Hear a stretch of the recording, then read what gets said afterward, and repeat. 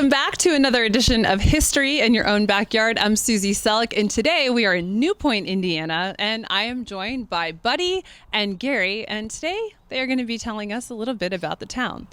Buddy, can you tell me when this town was incorporated? In 1800s. 1800s. Now, I understand it wasn't always called New Point. No, it was called Crackaway. Okay, it was originally called Crackaway. Do you know why it was called Crackaway? Yes, because knowing that the men would race their horses up through Main Street in their buggies, and they would crack their whips. And so that's how Crackaway became a town. So, Buddy, we're currently at the park, but I understand there's a story behind this. Can you share that with us? Okay.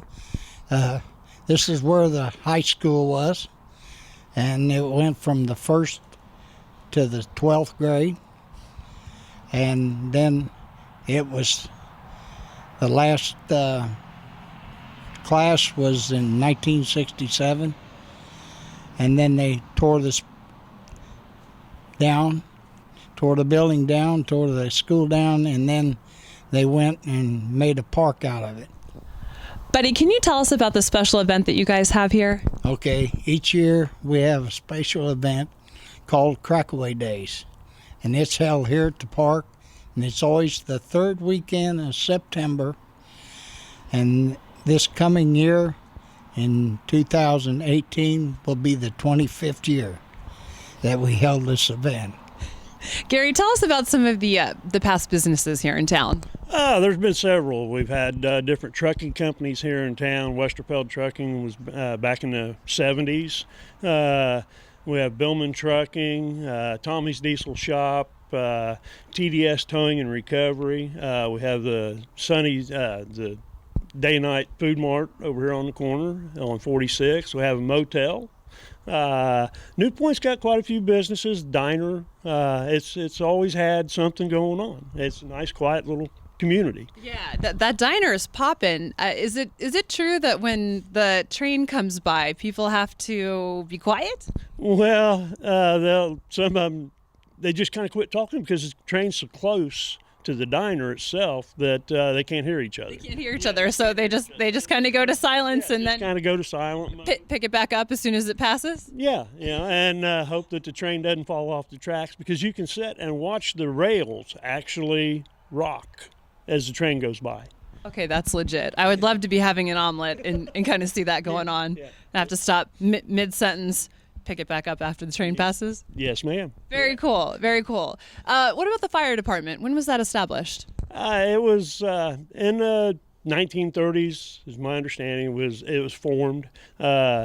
It was incorporated in 1945. Okay. The state got all the paperwork and everything, so it's been incorporated since 1945. Currently, we have 15 active members. The department's on its fourth building. We've been in 4 different stations. Our current station we built in 2008. Okay. So we were, the town was growing, so we had to grow. We built a new station, and we've added equipment, and like I say, we're proud of it. Yeah. So as the town's growing, how would you say over the last 10 years, how many houses have been built within the last decade? Probably 10 to 15 new houses in town. Okay. Can you tell us a little bit about the 2-story building and what that was used for? Okay, the one that is at the corner of 200 South and 850 East was built in 1860. And it was built and designed as a schoolhouse and a lodge, a Masonic lodge. And it was called West End School. You told me earlier it's the oldest Masonic lodge, the oldest active Masonic lodge.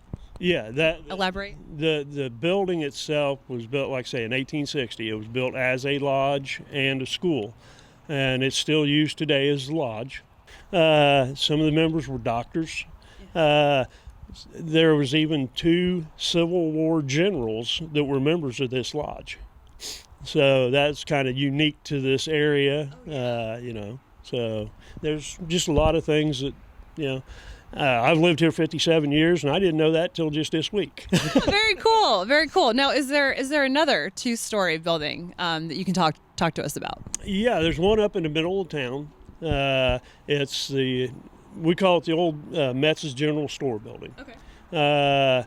George and Francis Metz had a store in there for many years. When I was a kid, I remember going up there. I mean, it was a good place to go. You could go in there with 15 cents or a quarter and walk out with a big bag of candy. It was really fantastic. And they had the general store, and it consisted of everything from clothes to food and whatever.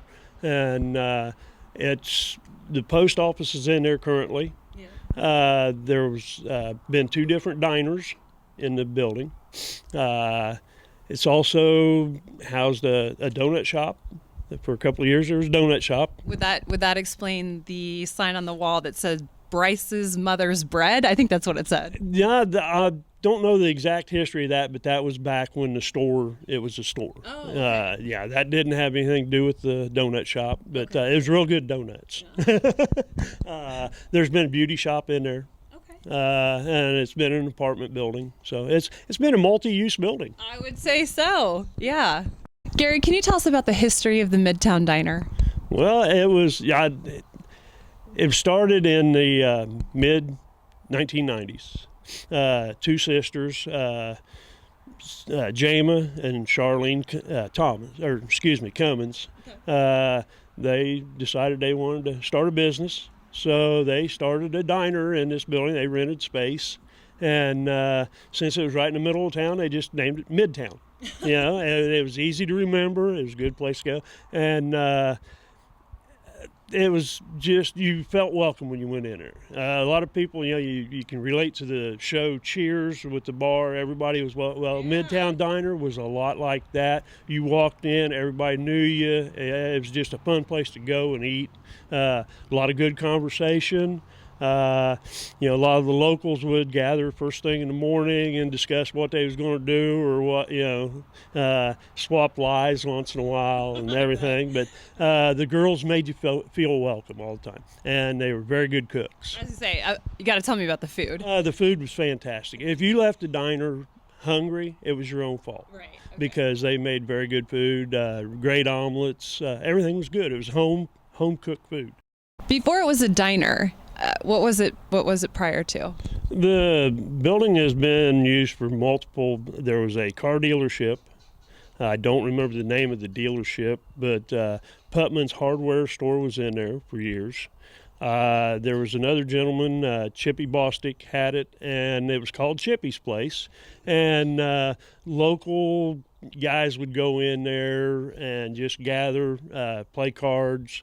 He sold pop and candy and different things, and had hot dogs and hamburgers.